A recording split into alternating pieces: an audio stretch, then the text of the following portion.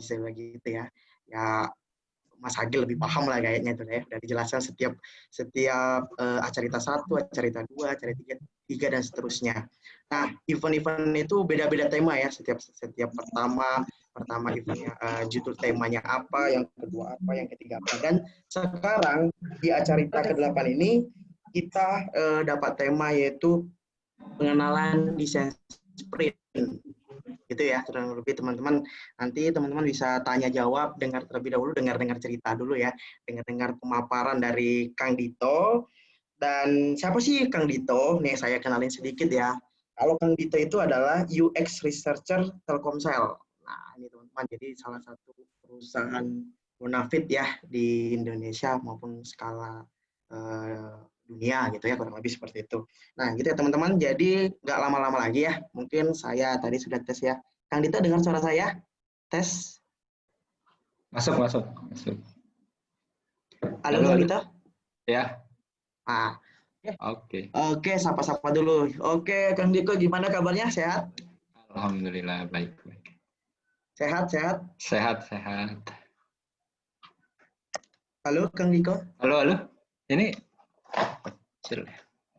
Siap. Halo, suara aku masuk nggak sih? Nah, ini Kang Dito boleh mungkin kenalan sedikit nih. Masuk. Suaraku? Tes. Masuk nggak? Masuk. Tes. Oke, masuk kan.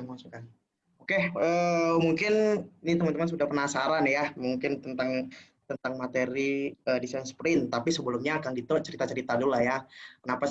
Mungkin pertama kenalan dulu, terus yang kedua bisa juga gimana sih jadi mendapatkan sertifikat Sprint Master itu apa aja gitu ya. Mungkin berbagi sedikit lah mengenai Kang Dito sendiri, kurang lebih seperti itu Kang Dito. Mungkin boleh kenalan dulu. Ini cerita dulu ya berarti ya. Ya, boleh cerita dulu lah. Jadi, kalau aku sebenarnya ya background-nya itu, jadi awalnya itu sebenarnya orang produk. Dari produk itu sebenarnya tahu desain sprint awal-awal itu dari Kang Boris ya. Ada yang udah pada tahu Kang juga Boris. Ya pasti ya Kang Boris ya.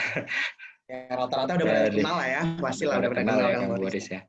Ya waktu itu di perusahaan kita, ya di Telkomsel waktu itu Kang Boris masih di Singtel ya. Jadi Kang Boris datang bantuin kita develop, waktu itu ngadain desain sprint juga.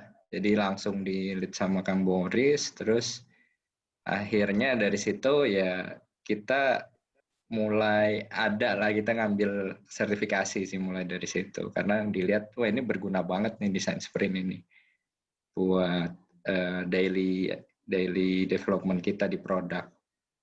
Waktu itu produknya itu, kalau ada yang tahu Kartulup tahu ya? Pada tahu semua lah ya. Oh ya, Kartulup ya. Oh berarti zaman Kartulup. Zaman Kartulup. Sekarang udah ada gantinya Bayu ya. Kalau ini ya Kartulup kan dulu buat anak muda, sekarang kita di branding jadi untuk anak muda kita ganti pakai Bayu. Siap. Oke, Kang Dito mungkin tapi tertariknya itu mulai dari ini ya Kang ya, mulai dari berarti kalau misalnya dari kuliah belum tertarik yang begini-beginian ya? Belum tahu ya? Belum tahu ya. Background aku dari teknik. Dari teknik elektro. Oh, elektro. Jauh lah ya teknik elektro nyemplung ke kayak ginian ya. Siap. Kang nih sedikit nih sebelum mengupas ke lebih dalam ya mengenai desain sprint sendiri. Yang paling susah sih ya. Kan desain sprint ini ya kurang lebih ada tahapan-tahapannya. Yang agak susah itu menurut Kang ya, sebelum nanti detailnya ya. Yang agak susah, bukan susah sih ya, apa ya? Entah ngumpulin datanya entah misalnya contoh, aku susah ini, bagian ini agak ribet gitu. Kan udah ngalamin itu kan tahapan-tahapannya itu kan ya. Itu yang paling susah gimana itu? Tahapan paling susah sebenarnya di awal sih ya. Di awal kita sebelum sprint itu Ya karena kita harus agree beberapa hal sih dengan calon, terutama decidernya sih ya. Nanti di sprint itu ada decider, ada product owner. Nah itu kita harus agree beberapa hal dengan orang tersebut sih. Termasuk juga data-datanya itu ngumpulinnya juga, karena kan jujur kalau di Telkomsel itu kita belum begitu inilah. Ya kita lagi proses transformasi dan ya data itu sekarang ngumpulinnya ya jadi susah-susah gampang lah. Ya, benar. Susah-susah gampang lah. Jadi kita punya banyak data. Telkomsel itu perusahaan gede ya. Kita sekarang di Telkomsel perusahaannya gede banget, data kita banyak banget. Nah itu jadi ya cenderung susah-susah gampang lah buat ngumpulin datanya. Kita tahu data itu ada, tapi di mana ngambilnya, gimana cara ngambilnya, nah itu yang paling susah sih. Siap. Oke, thank you banget nih pembukaannya ya. Kita udah mulai mengupas sedikit mengenai desain sprint sendiri ataupun tahapan yang paling disusah itu ya, tahapan susah tadi. Nah, oke, gini lanjut aja nih Kang Dito, tes. Yep. Halo Kang Dito, nge-freeze. Halo. Tes. Halo. Masuk suaranya Kang Dito? Masuk.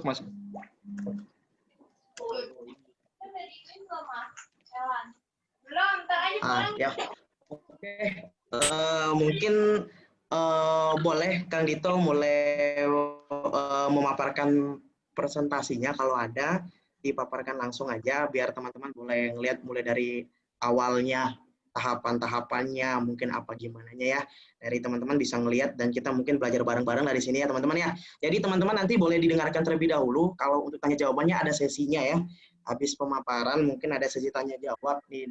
Nanti boleh ditaruh di kolom chatnya ya, tanya jawabnya ya, kurang lebih seperti itu. Jadi kalau bisa sih langsung tanya. Kalau memang udah muncul pertanyaan gitu kan, biar jangan lupa langsung di chat aja di kolom pertanyaan. Kurang lebih seperti itu ya, Mas Dito ya, kurang lebih ya. Oke, saya persilakan waktu dan tempatnya, Mas Dito. Mungkin untuk presentasinya. Oke, ini layar aku udah kelihatan belum ya? Kelihatan. Oke. Jadi, Assalamualaikum warahmatullahi wabarakatuh. Ya, selamat. Aku manggilnya apa ya, teman-teman, kanda-kanda apa? Teman-teman aja. Kalau nggak bro. Teman-teman ya? Bro, teman-teman, oke. Biasanya kalau di Makassar sih manggilnya kanda-kanda. Ini kan kebanyakan campuran ya, Mas. Teman-teman lah ya. Jadi, bebas. ini aku alhamdulillah ini dapat kesempatan juga buat sharing sama teman-teman terkait desain sprint ini, dari dihubungin juga sama Kanda Agil ya, sama Kang Agil, Daeng Agil panggilannya. Iya, Daeng Agil lah ya, Daeng Agil. Ini perkenalan dulu sama aku, nama aku Dito Wahbi, biasanya dipanggil Dito sih. Sekarang UX Researcher di Telkomsel. Hobinya itu, kalau ditanya hobi ya, kalau hobi itu masak gitu. Nanti bisa, karena aku punya hobi masak, terus aku ada akhirnya buka usaha, nah itu bisa dicek tuh Instagramnya. Kalau pada ngeliat background aku warnanya pink ya, kelihatan nggak ya? Iya. Background ini. Benar Mas. Iya. Jadi kenapa warnanya pink, cowok kok pink ya gitu. Ini salah satu cara kita juga buat deketin customer kita, karena dari data kita tahu nih, Mamigo yang banyak beli cewek gitu. Ya udahlah kita bikin brandnya jadi pink sekarang. Jadi kita rubah nih brandingnya jadi pink. Tadinya yang lebih ke biru, sekarang kita rubah jadi pink karena cewek-cewek pada suka pink. Ntar kalau benar. Ini kalau ada pertanyaan atau bisa apa nih, bisa ngubungin aku via ada LinkedIn, ada email, ada Instagram. Nah ini backgroundnya tadi juga udah sempat ditanya ya. Jadi lulusnya tahun 2015 dari teknik elektro. Terus larinya ke produk waktu itu di Huawei. Terus mulai pindah ke Telkomsel juga. Pernah di Huawei Mas ya? Pernah di Huawei juga. Itu jadi produk juga. Terus setelah itu jadi pengurus produk juga di Telkomsel dari tahun 2016 sampai 2019, itu megangnya Loop. Terus kalau ada yang tahu digitalnya itu ada Loop kita sama loop.co.id. Nah, terus akhirnya sekarang loncat ke UX Researcher. Kenapa loncat? Sebenarnya Ini jauh banget Mas dari ya, sumpah. Hah? Ini jauh banget dari produk ke lumayan jauh Iya, ya kalau dari produk, ngurus-ngurusin produk deket sekarang sih ini. sebenarnya. Jadi sebenarnya dari ininya kayak punya obsesi lah gimana sih buat nyiptain produk yang disukain orang gitu. Kan salah satunya ya kita harus ngerti orangnya dulu. Nah itu dirasa tuh kurang banget gitu di produk. Jadi Nah, akhirnya udahlah kita harus jam nih langsung belajar ke UX researcher ya buat nutupin gap itu. Oke nih aku langsung lanjut aja ini desain sprint. Tapi sebelum mulai siap, langsung ke aja Mas. step-stepnya, aku mau ini ada 3 step nanti ada kenapa desain sprint, apa itu desain sprint dan gimana sih desain sprint prosesnya itu sendiri. Mulai dari kenapa dulu ini biar kita dapat konteksnya. Jadi ini sebenarnya kalau ya ada yang udah tahu ceritanya ya. Jadi tahun 1980 HP itu nge-build superkomputer dengan AI lah. Zaman itu belum ada tuh yang punya lah. Jadi komputer mungkin kebutuhannya masih yang biasa-biasa aja, dia udah build superkomputer. Terus dia itu pokoknya sempurna lah bikinnya, perfectly built lah. Sampai paten udah didaftarin, terus dia udah ngebuat software buat ngedukung itu, terus bikin berbagai macam bahasa, terus udah ngetrain sales-salesnya dia, terus udah dapat review dari press itu bagus banget reviewnya. Ternyata ketika di launch nggak ada yang beli, nggak ada satupun orang yang beli. Jadi kenapa alasannya? Ya ada dua nih sebenarnya kalau teman-teman pernah baca buku Lean Product ya di situ ada dua sih alasan kenapa produk itu gagal. Yang pertama itu ya ternyata produknya nggak menuhin kebutuhan pelanggan. Kalau tadi sebenarnya ada kebutuhan dan ekspektasi sih, ada kebutuhan dan keinginan dan ada need sama want yang harus kita penuhi. Kebutuhan memang nggak pernah berubah, tapi kalau wants itu kan selalu berubah ya, berubah dengan cepat. Nah, waktu itu di zamannya belum ada tuh ekspektasi orang ya komputer itu kebutuhannya bukan buat itu gitu. Jadi ketika di launching akhirnya gagal. Terus yang kedua juga nggak lebih baik nih dari produk yang ada di market pada saat ini. Ngomongin kalau kita ngomongin sebenarnya ini ngomongin produk market fit-nya sih. Jadi dari target customer kita tahu kebutuhannya, terus gimana caranya kita nyiptain value proposition, feature set, sama UX-nya. Nah kalau solution ini, mana kita udah ngomongin harus punya value itu ya fungsional, harus meaningful, punya value, terus harus reliable, ini ya berjalan lah sesuai ekspektasi penggunanya, terus harus usable, mudah digunakan, sama pleasurable, ini ngomongin estetika lah, beautiful, harus cakep nih UI-nya. Oke, terus ada lagi nih yang selanjutnya ada Microsoft. Nah, Microsoft itu kan dulu terkenal banget ya, produk-produknya bagus. Nah, ini ada Microsoft Encarta. Ini jadi dia nyiptain kayak ensiklopedia, terus pada awal-awalnya tuh ini sukses banget lah. Ini jadi rujukan semua orang karena belum ada ensiklopedia yang zaman sekarang lah, yaitu di Wikipedia kan ya kalau sekarang ya. Pada zamannya ini sukses banget, tapi ternyata dia itu prosesnya lambat. Mereka itu belajar itu karena mereka bentuknya masih CD ya, kalau teman-teman tahu CD itu launchingnya 2 tahun sekali. Mereka belajar sesuatu itu 2 tahun sekali gitu. Dan bahkan setelah mereka belajar, terus mereka develop tuh buat launching selanjutnya di tahun-tahun berikutnya. Jadi roadmap-nya itu udah jelas, udah clear. Oke, gue mau keluarin ini di tahun depan. Padahal dia selama proses itu dia nggak belajar apa-apa tuh. Ternyata muncullah Google. Habis muncul Google, muncul si Wikipedia. Ternyata ya orang-orang lebih suka sama Wikipedia, walaupun ternyata kontennya itu lebih jelek, bukan lebih jelek, lebih berkualitas di Encarta lah. Walhasil sekarang Encarta turun dan Encarta jadi sesuatu yang ada di Wikipedia lah. Encarta was a digital multimedia encyclopedia. Jadi ya kalau bisa dibilang inilah karena dia lambat, jadi dia telat ngerespon pasar. Nah jadi apa sih sebenarnya alasannya? Jadi ini mungkin kalau tipikal product development nih teman-teman udah pada tahu juga ya, biasanya dimulai dari ide, terus teman-teman bisnis atau product owner tuh udah mulai ngeluarin roadmap, terus ngeluarin requirement, habis itu dioper lagi ke desain, habis itu baru nih agile tuh baru dimulai di Scrum di sini nih, di proses desain, build, test, deploy. Jadi ya semuanya apa sih sebenarnya impact-nya dengan proses yang kayak gini gitu. Jadi ide itu biasanya cuma dari bisnis team.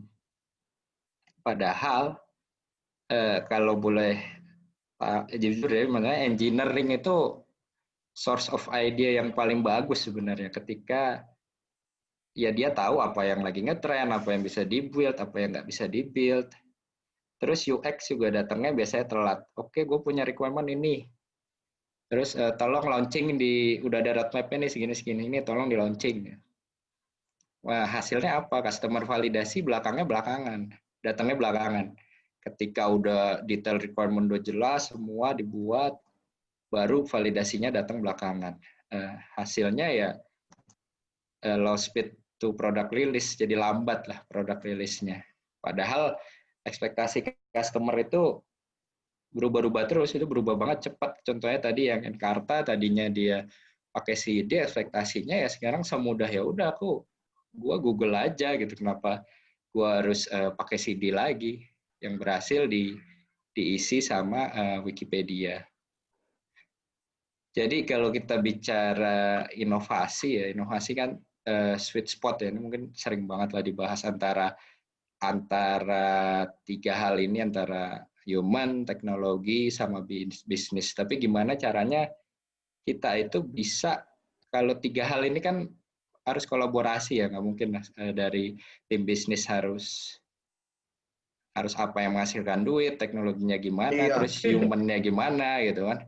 Nah itu jadi ya kuncinya sebenarnya dua ya, kita harus kolaborasi dengan cepat supaya kolaborasi dengan cepat gimana caranya kita bisa nemuin sweet spot ini. Oke, nah jadi kolaborasi dengan cepat itu caranya gimana sih? Nah ini ada design sprint. Jadi design sprint itu sebenarnya jalan pintas lah buat belajar gitu. Instead of kalau tradisional mungkin kita dari ide terus kita buildnya ini titik-titik lagi bisa panjang kan. Bisa, ini kita bisa build-nya 6 bulan lagi, kita baru bisa ke build 6 bulan, baru bisa ke build 3 bulan atau tahun depan gitu. Habis itu kita launch, ketika di launch baru baru belajar gitu.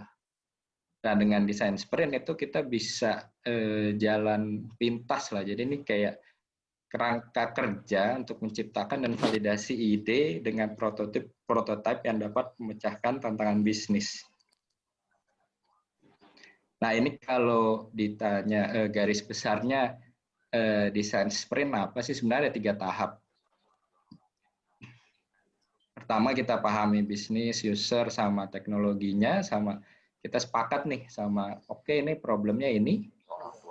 Terus yang kedua kita menciptakan banyak-banyaknya ide, sama kita sepakat ide ini nih yang bisa mecahin problem yang tadi udah kita sepakati. Habis itu yang terakhir kita buat idenya dan validasi ke target user.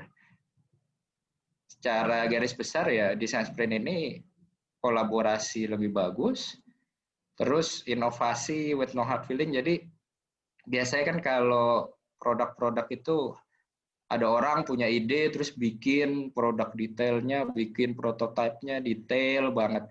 Akhirnya ketika dites ke pasar terus gagal, jadi kayak wah ya nggak bisa, jadi inilah jadi sedih, jadi apa, atau ketika ada yang nge-challenge, oh ide lo kayaknya kurang bagus ya, wah enggak nih bagus gini-gini, karena mereka udah terlanjur mengerjakannya dengan sepenuh hati lah, udah lama, akhirnya akhirnya udah terlalu terlalu jatuh cinta lah sama solusi atau ide yang dia buat tanpa dia udah validasi itu ke user. Validasi. Nah, Nah, tanpa sebelum oke, Nah, ini Kang Dito nih gimana? sebelumnya Ada supaya biar jangan terlalu jauh kan ya. Ini ada nih Pak Jo nih kayak nanya nih Pak Jo. Nih oh, prasyarat desain sprint bisa jalan maksimal apa Kak? Nah, tuh oh oke ditanya oke. nih. Ada Mungkin kan nanti. sebelum ya biar sebelum masuk ke desain sprint apa sih yang kita lakuin gitu kan? Apalagi kalau kita kan nggak tahu nih ya orang-orang awam tuh pengennya apa sih? Takutnya gini ya. Kan tadi konsep pertama adalah dibilang bahwa kolaborasi. Nah, ini bingung nih. Masih membingungkan juga nih kolaborasinya gimana nih ya? Kurang lebih seperti itu. Mungkin Oke. bisa dijelaskan detail lagi. Oke, ntar abis ini kebetulan ada sih soalnya. Nanti kita Oh, siap. ini pas banget. Jadi, aku jawab dulu deh, kayak masih jauh deh. Kalau gimana caranya desain sprint jalan dengan maksimal, sebenarnya ada beberapa hal sih yang harus kita, ada kondisi di mana sebenarnya kita bisa melakukan desain sprint, ada kondisi di mana kita baiknya nggak melakukan desain sprint. Contohnya kalau desain sprint itu sebenarnya bagus kalau problemnya itu kita belum tahu nih solusinya apa gitu. Solusi dan problemnya itu cukup besar lah untuk kita bawa ke desain sprint. Jadi akan ada puluhan ide buat problem itu gitu. Dan bahkan kita nggak tahu ide yang mana yang paling bagus gitu. Jadi di situ kita bisa melakukan desain sprint. Kalau syaratnya yang pasti, kalau syaratnya juga diantaranya juga ya kita harus punya data-data pendukung yang lengkap supaya kita tahu problemnya itu ketika di tahap awal ini kita agree on problemnya itu benar-benar clear gitu terhadap challenge yang memang ingin kita pecahkan, bisnis challenge yang mau kita pecahkan. Oke nih aku lanjut dulu. Kalau secara default Lanjut Mas, boleh dilanjut. sama desain sprint. Kalau defaultnya mungkin kita itu cenderung susah lah buat kolaborasi. Kalau yang contohnya di kita mau meeting gitu nyocokin jadwal, wah susah banget nih. Kalau sprint itu ya bedanya ya ini one key moment. Ini kita jadikan ini satu sprint kita bareng mecahin masalah ini. Terus yang kedua, biasanya itu ketika meeting kita brainstorm tuh. Akhirnya menurut gue gini, akhirnya nggak ada sesuatu yang keluar lah, outputnya nggak ada gitu. Akhirnya ujung-ujungnya kayak, ya akhirnya orang produknya gitu, ya udah pokoknya gue idenya begini ya, udah. Akhirnya mereka yang harus ngeluarin. Nah kalau di design sprint, kita itu prinsipnya itu working together alone. Jadi masing-masing orang itu kerjanya sendiri-sendiri, tapi nanti di akhirnya akan disatukan di ujungnya. Nah, terus yang ketiga secara default itu biasanya diskusinya nggak ada akhirnya lah, dan nggak ada outputnya gitu. Akhirnya diskusi si ini mau ini, si ini mau ini, si ini mau ini. Nah kalau di sprint itu lebih kita jadikan sesuatu yang lebih tangible gitu. Langsung kita tulis, makanya ada beberapa proses kayak ada How Might We, terus ada Crazy Eight. Nah di situ kita buat itu yang semua yang kita mau omongin ya udah dijadiin aja gitu. Ntar kita lihat. Terus kalau default tuh biasanya ya harus benar sama perfect gitu. Kalau sprint itu ya gimana caranya kita bisa gerak maju ke depan terus secara cepat. Terus ini secara default juga biasanya relanya ke satu orang. Jadi yang tadi satu orang atau satu tim ya kayak tadi contohnya bisnis ya relanya ke bisnis ya. Kalau nggak ada ini dari bisnis ya kita nggak ini dulu nggak buat dulu gitu. Kalau ini benar-benar di sprint itu nggak tergantung orang dan nggak tergantung suatu tim gitu.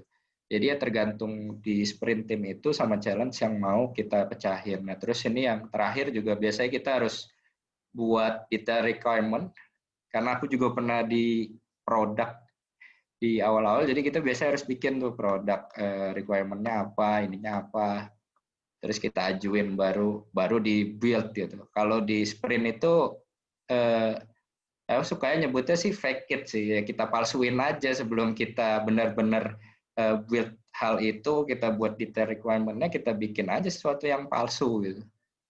Palsu itu apa Semacam ya? hipotesis gitulah ya. Semacam hipotesis gitu ya. Apa Sebenarnya gimana? palsu di sini kayak lebih ke prototype sih.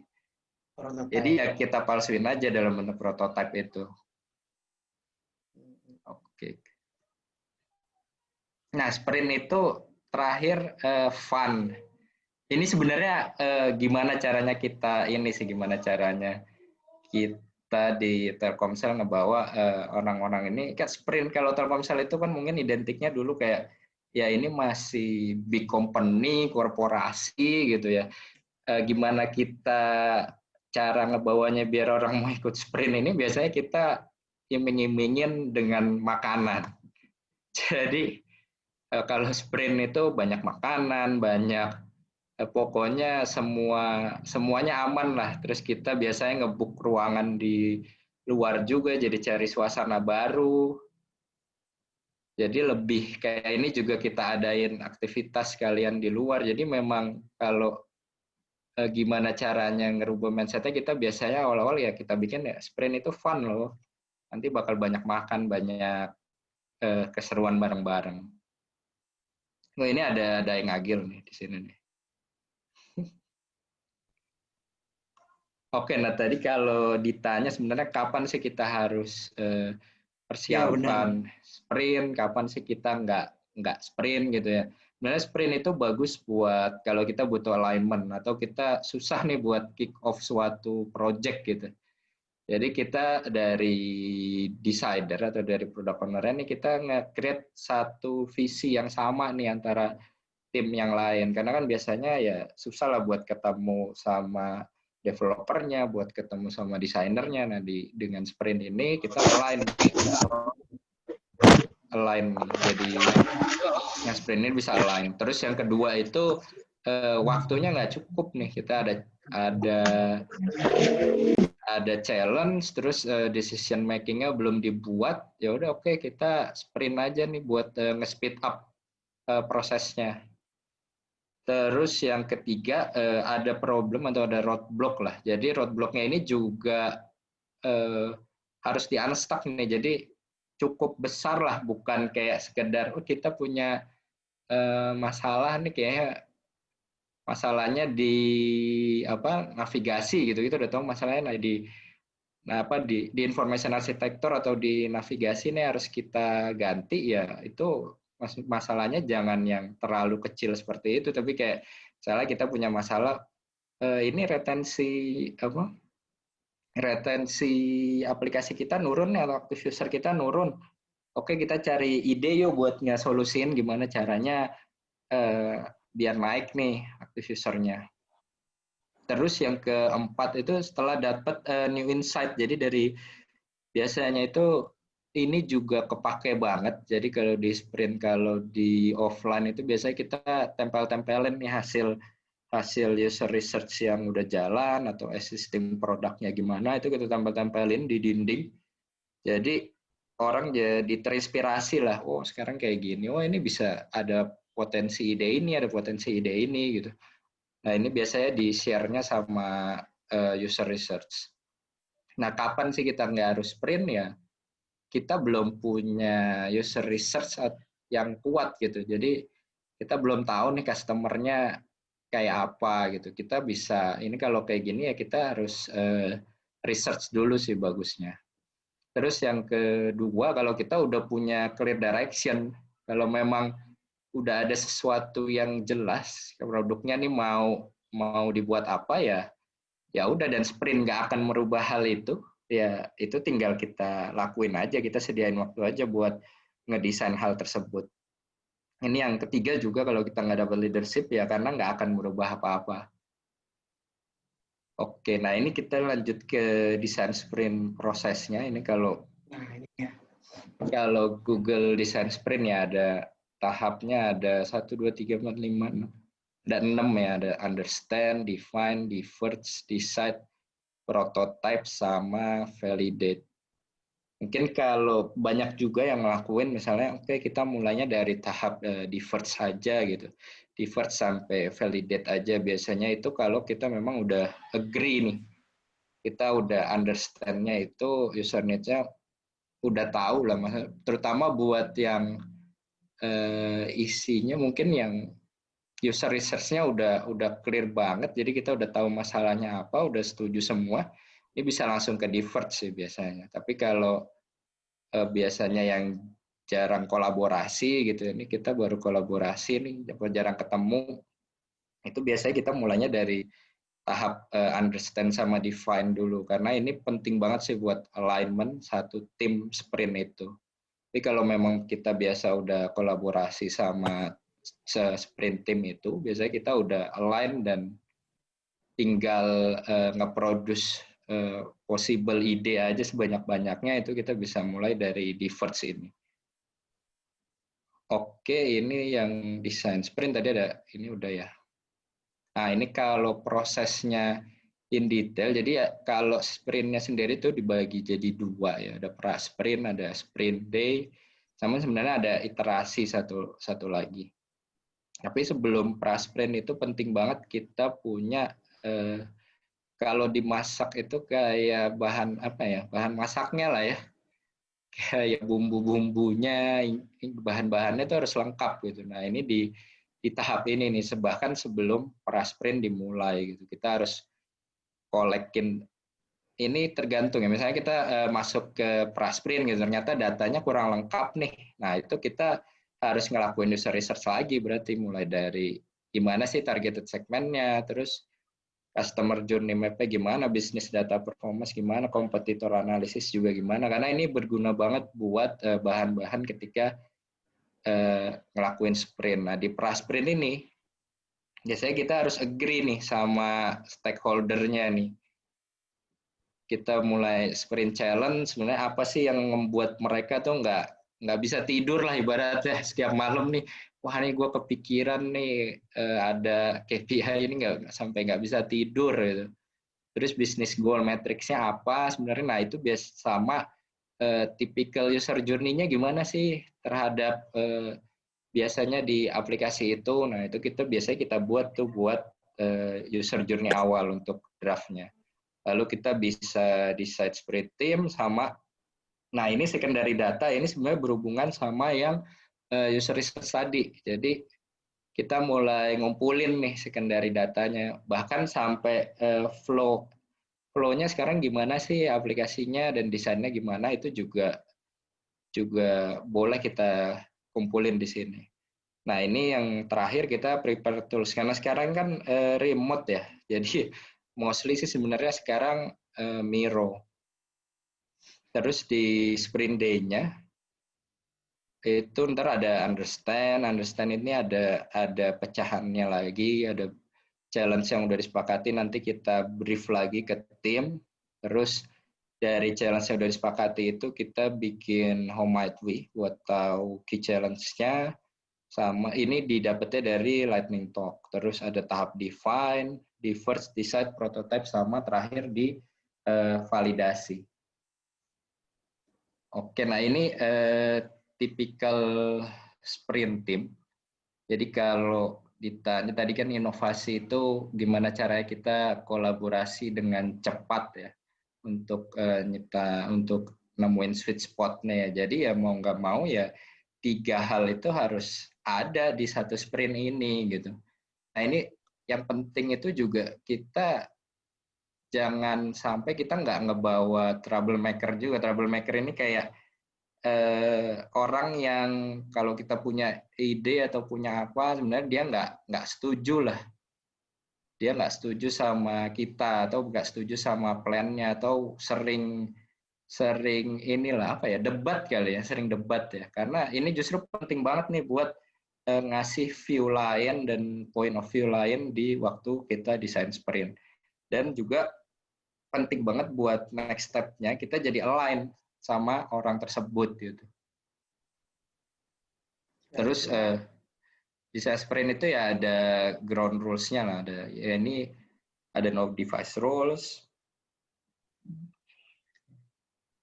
Terus decider ini paling mau nggak mau kita harus nurutin kalau ada deadlock, terus ada decision yang penting itu pasti semuanya dari decider, karena ya memang dia yang bertanggung jawab terhadap bisnis dari aplikasi atau produk digital itu.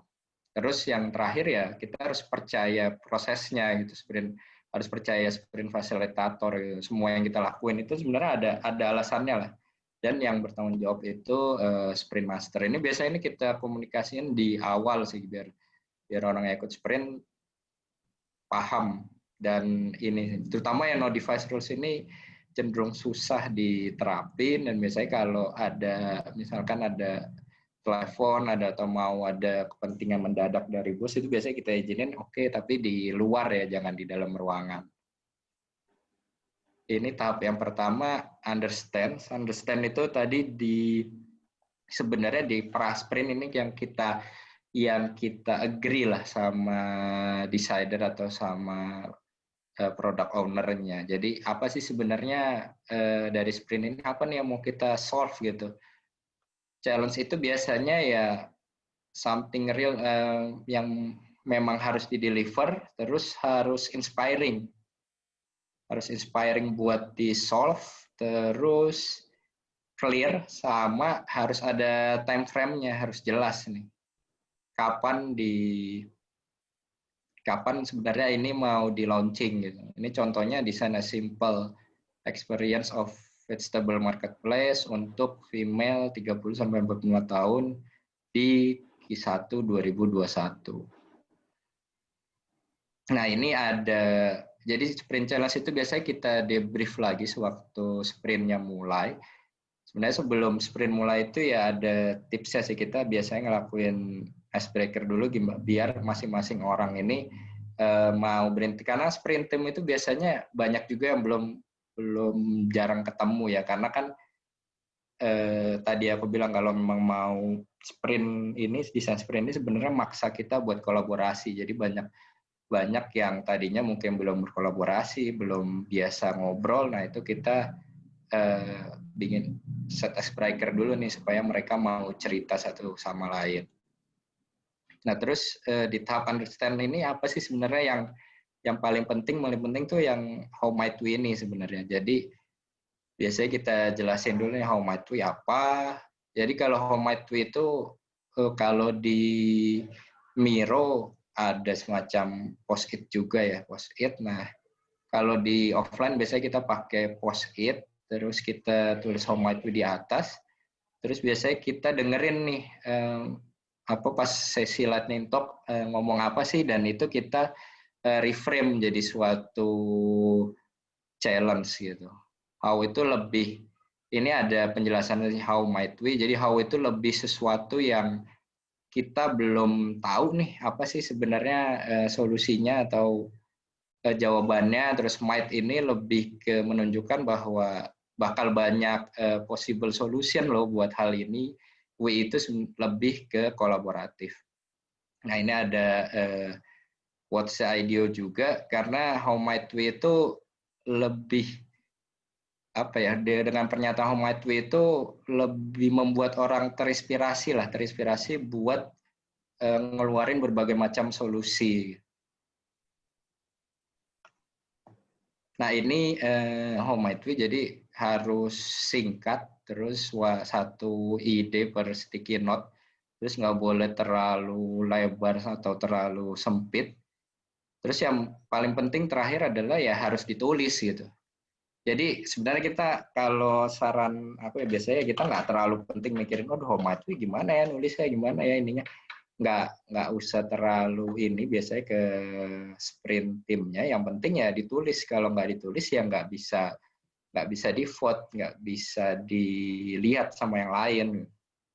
Nah, ini contohnya Homa itu membuat orang senang, ini terlalu luas, terus ini merubah warna tombol jadi biru, ini udah terlalu sempit, jadi nggak ada lagi nih ide yang bisa dieksplor dari pernyataan ini gitu. Kalau ini Homa itu yang buat ibu-ibu yakin bahwa sayur yang kalau kita ngomongin tadi vegetable marketplace, sayur kita segar. Ini akan banyak ide nih yang bisa dieksplor dari pernyataan Homa itu ini.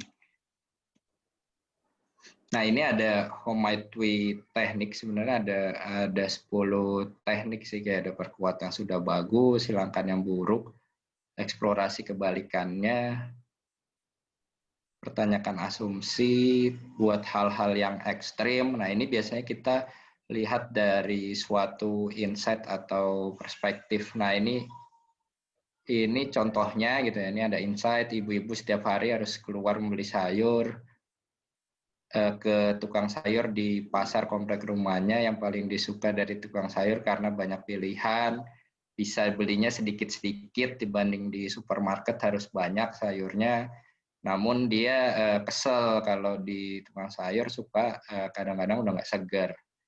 Nah, ini kalau ini kayak perkuat yang udah bagus gitu. Oh ya, berarti di aplikasi kita harus pilihan sayurannya bisa beli dengan pembeliannya sedikit juga nih.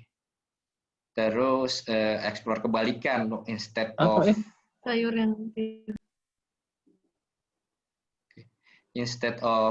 kebalikan, kita gimana kalau kita bikin paket aja gitu di aplikasi kita. Jadi nggak satu-satu. Terus buat analogi dari hal lain, buat experience-nya sama seperti sama misalnya makanan online. Terus kita hilangkan yang buruk dari insight itu. Jadi gimana nih caranya buat ibu-ibu yakin bahwa sayur kita segar. Terus buat hal yang ekstrim sekalian, menghilangkan kebiasaan ibu-ibu pergi ke tukang sayur. Gimana caranya? Nah, ini dengan hal ini akan banyak kepikiran ide-ide selanjutnya. Tapi sebenarnya yang paling penting ya kita harus di Home My Tree ini ya fokus ke quantity sih, Bu. Quantity over quality lah. Karena di next-nya itu ada can we question, sprint question. Nah, sebenarnya itu yang lebih penting untuk sebenarnya sprint ini kita mau ngejawab apa sih? Jadi lightning talk ini dilakuin biasanya setelah kita ngejelasin how might we. Jadi kita udah ngejelasin how might we caranya gimana. Terus dari masing-masing ini bisnis, teknologi sama users, ya saya mulai ngejelasin nih bisnis kayak product vision-nya, challenge-nya dia juga tekanin lagi, terus bisnis goals-nya sebenarnya apa, sukses matrix-nya gimana sih, terus product evolution-nya sama learning-nya gimana selama ini, apa yang udah dipelajari, apa yang bekerja, apa yang nggak bekerja, apa yang bagus. Terus juga ada kompetitor audit sama SWOT analisis. Ini juga teknologi juga penting, possible di develop di mana, apakah di app atau di web. Terus sekarang resource-nya lagi penuh atau enggak. Terus new trend teknologinya apa, opportunity-nya gimana ke depannya. Terus users ini juga yang terkait user research yang udah dilakuin tadi, kayak ada user behavior-nya gimana, journey-nya gimana sih sebenarnya biasanya. Kalau kita bicarain ibu-ibu tadi yang biasa beli sayur ke pasar ya. Sama hal-hal lain yang terkait user yang memang udah ada datanya. Terus tahap kedua ini kita mulai masuk ke define.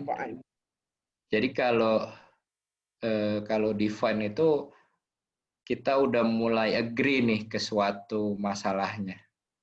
Jadi biasanya kita pasang nih post-it-nya biasanya kita nyiapin ruangannya itu yang banyak kaca atau banyak dinding. Tapi kalau di online sih sebenarnya udah nggak masalah karena udah unlimited lah itunya layarnya, jadi bisa ditempel di mana-mana.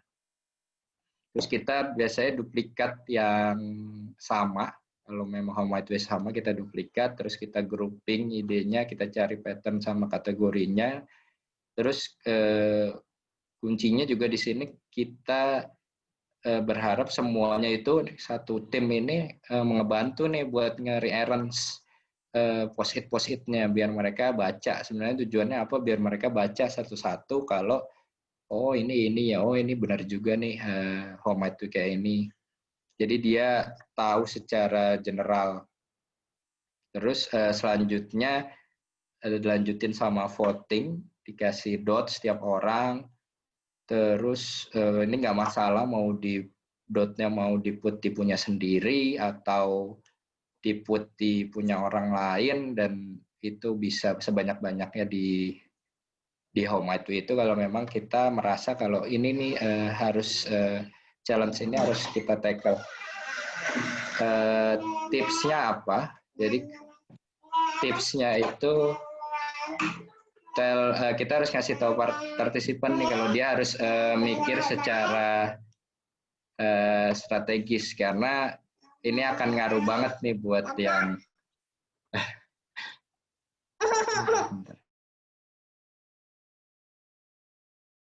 Siap. Halo, Adek. Sebentar. Siap Mas Ito, siap. Oh, udah banyak nih masuk nih pertanyaan-pertanyaan ya. Ininya ya, kamarnya lupa dikunci. Oh, nggak apa-apa Mas. Oke. Siap. Ayo.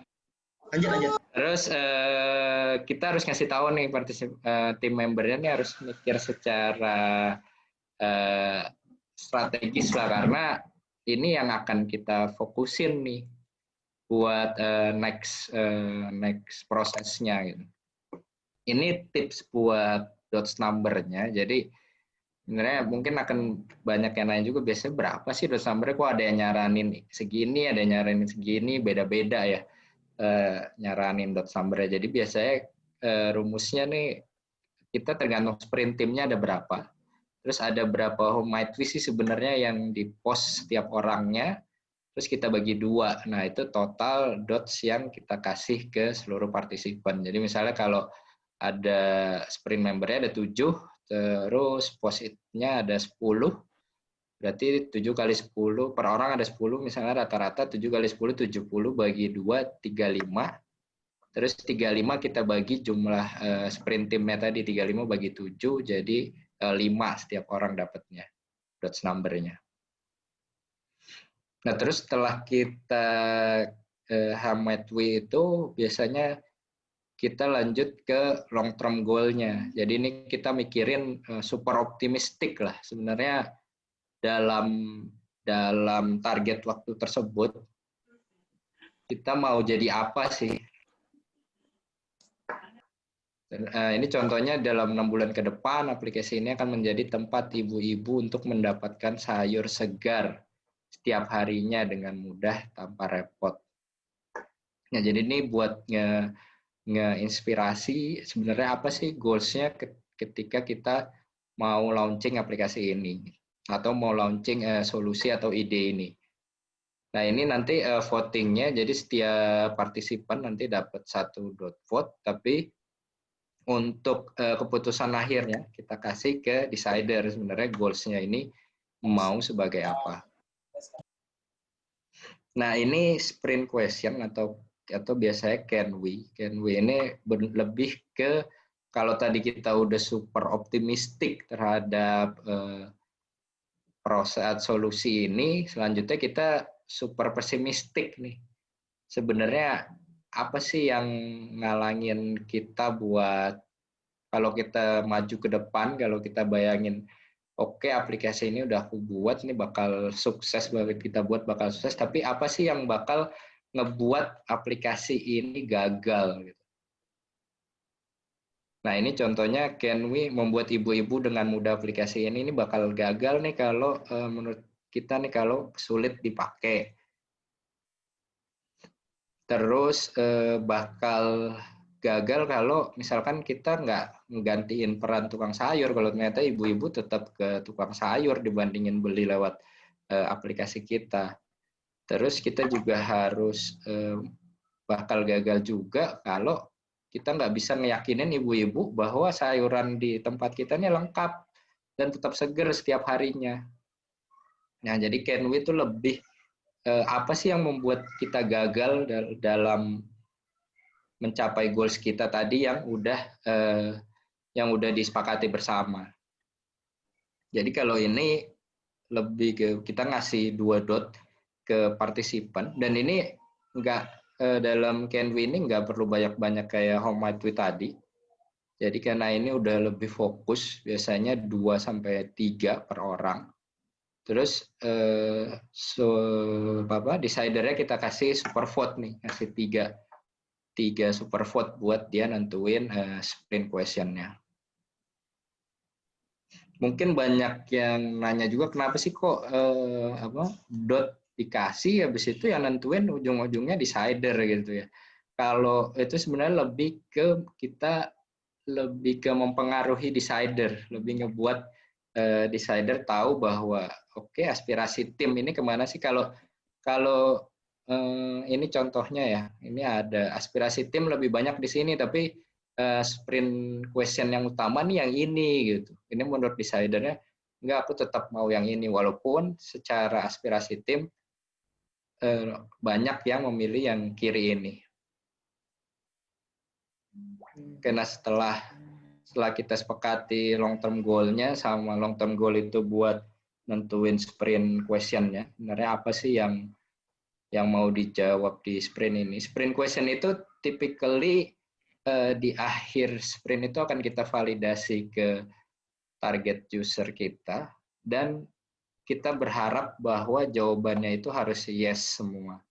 Jadi membuat ibu-ibu dengan mudah membuat ibu-ibu dengan mudah menggunakan aplikasi ini, ya kita expect-nya jawabannya ini harus yes gitu.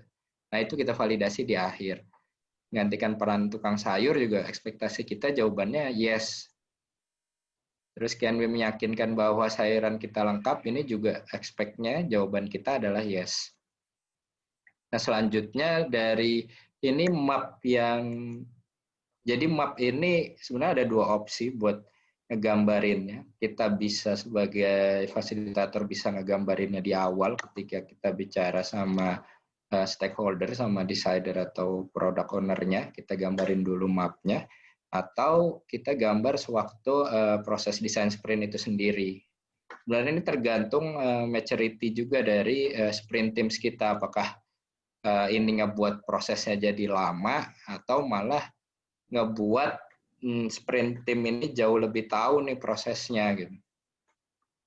Jadi kalau tipsnya, ini biasanya nanti kita pindahin nih yang tadi how might we yang ada di sebelumnya yang udah ditulis dan di vote dan dikategorisasiin, dipindahin ke sebenarnya ada di bagian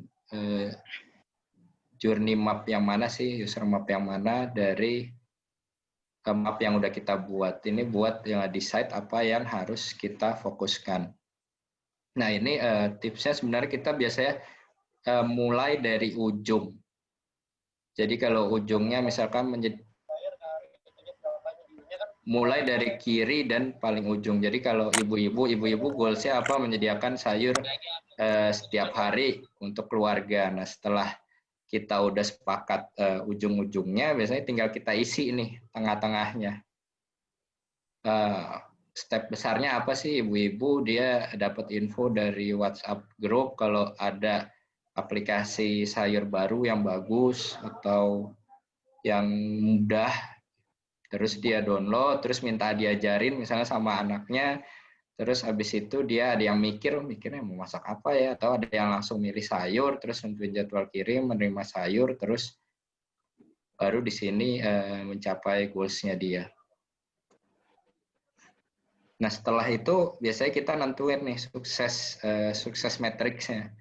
Kalau yang umum yang biasanya sih kita pakai Google Earth ya. Google Earth ini udah umum banget sih, apa sih sebenarnya yang mau yang akan kita ukur nih buat kesuksesan dari solusi ini. Kalau ini goals-nya kita pelanggan baru merasakan manfaat aplikasi ini, aplikasi dari tadi sayurnya. Terus signalnya, jadi ada 3, ada goal, signal, sama metrik ya. Kalau signalnya signing up sama make an order, metriksnya ya order rate terhadap user rasio ibu-ibu yang order sayurannya sama terhadap active user dari aplikasi itu. Itu metriksnya, contohnya. Nah, tadi kita udah sepakat nih sama problems-nya, lalu ini tahap diverge nih. Kalau diverge itu lebih ke kita rubah nih, udah bukan memahami lagi, tapi ini udah ganti ke solution mode. Jadi udah tahapnya itu udah mikirin, oke, kita udah sepakat masalahnya ini, sprint question-nya ini yang mau kita jawab. Sekarang kita nyari nih solusinya ada apa aja, kita explore sebanyak-banyaknya ide itu. Biasanya metodenya kita pakai lightning demo. Jadi kita minta partisipan buat sprint team buat mikir. Jadi ada nggak challenge atau yang sama atau mirip yang membuat kita terinspirasi, baik itu dari industri yang sama atau industri yang berbeda sama kita. Terus kita minta juga sprint teamnya ngasih tahu nih apa sih sebenarnya big idea-nya sama apa yang dia suka dan kita bisa tiru. Nah ini biasanya sambil nyatet kalau di offline ya, karena ini kita nggak minta sprint teamnya buat nyiapin deck apa-apa. Jadi selama sprint teamnya ngomong itu kita catat nih, oke, yang disuka ini sama bagian ini kita sketch di papannya. Jadi kalau di online itu karena kita minta dia untuk submit lewat Miro, yaitu kita bisa, jadi kita nggak perlu nge-sketsa satu-satu lagi sih. Tujuannya apa nge-sketsa ini biar sprint timnya ingat. Jadi selama tadi latihan demo ada ini, karena nanti di tahap akhir itu ada note taking. Jadi kita minta peserta sebelum dia nge-produce idenya, jadi kita minta keliling dulu, coba lihat lagi apa sprint question-nya, apa challenge-nya, apa lightning demo yang udah di present gitu. Nah ini 4-step sketch. Jadi ini mungkin udah pada tahu ya, Crazy 8 ya, udah terkenal banget ya. Jadi awalnya sebenarnya ada 4 step. Jadi instead of langsung ke Crazy 8, biasanya kita minta note taking dulu. Jadi kita minta sprint timnya buat keliling tuh. Kalau di offline ya, keliling satu ruangan, coba lihat how might we-nya, user journey-nya gimana, goals-nya apa, sprint question-nya apa, lightning demo-nya gimana.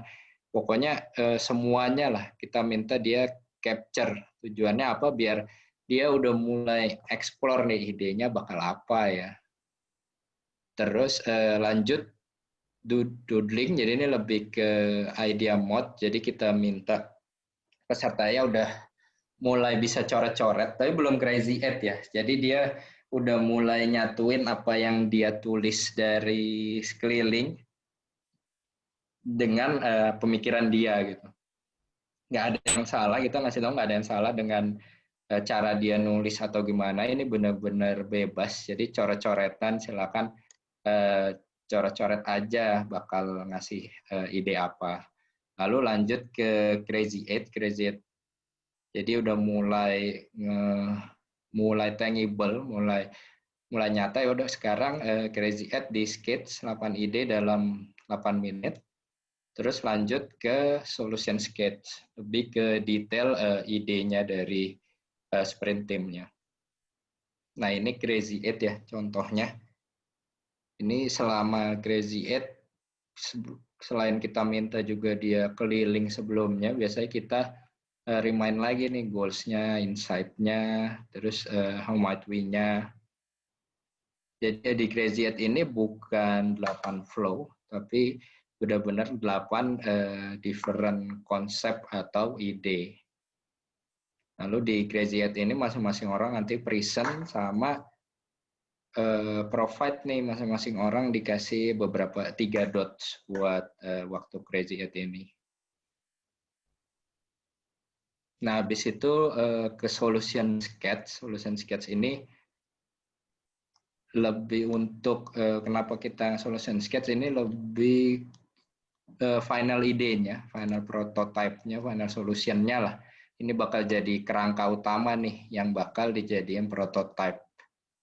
Biasanya itu kalau solution sketch itu konsis 3-5 halaman dan harus self-explanatory karena waktu solution sketch ini ada Zen vote. Jadi waktu voting awal-awal kita nyari heat map itu nggak di-present dulu dari solution sketch-nya ini buat tahu heat map-nya sebenarnya ada di mana. 3 ini anonymous, jadi kita nggak mau karena si ini produk ownernya, karena ini bos gua, karena ini gue jadi harus vote ini, kita nggak mau. Jadi ini benar-benar anonymous, nggak ada yang tahu ini punya siapa, jelek nggak apa-apa. Yang penting jelas, karena ini kata-kata sangat ngaruh di sini. Jadi di sini ada penjelasan nih, terus ada sketsnya, terus ada penjelasan nih bakal kayak gimana flow-nya, cara kerjanya gimana. Terus yang terakhir karena ini anonymous harus ada judulnya. Ini contohnya Lumer loop pamer, terus ada mystery loop. Nah lanjut, habis solution sketch kita pilih nih konsep voting biasanya. Ada 4 step. Yang pertama tuh Zen voting. Ini yang tadi collecting heat map. Jadi ini biasanya kita kasih sebanyak-banyaknya dot vote yang mau mereka tempel. Dan mereka boleh nanya nih di bawah ini.